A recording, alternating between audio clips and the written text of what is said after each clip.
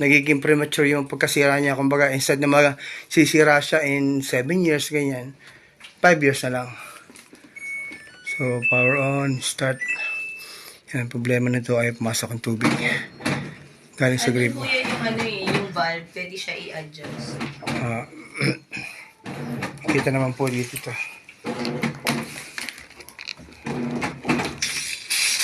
Lakas ng sirit dito.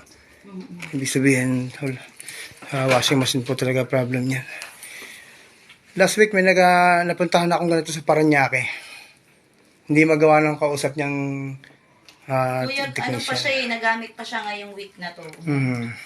Bigla naman po talagang bumibigay yan dahil nasusunog po yung parts na nagpapalabas ng water. Yun, dapat tumutulo na yan. Tapos may marinig kayo ng ugong. Ganon. So yan. Wala talaga. Pero may nagawa po akong ganito na ayaw pumasok ang tubig. Board ang sira. So ito, hopefully yung sa lang, sa valve niya.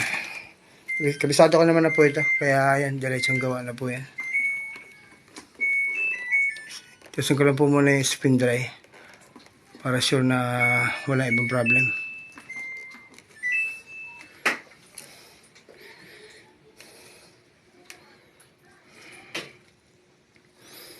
Five years.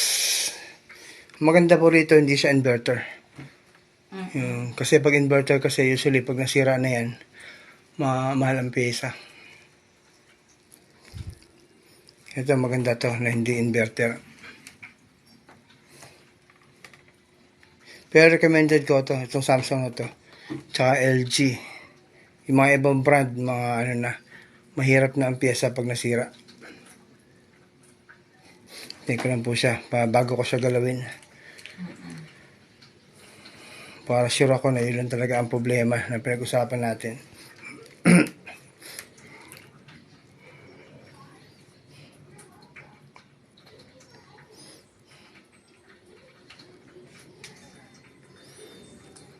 Nakarating po ako dun sa dulo. Yung isa pa? Kasi yung akala ko doon sa may Catalina. Abida kasi, marami kasing abida eh. Mikot naman sa pin dry. Sige ma'am, yun lang ang problema. Gagawin ko na siya.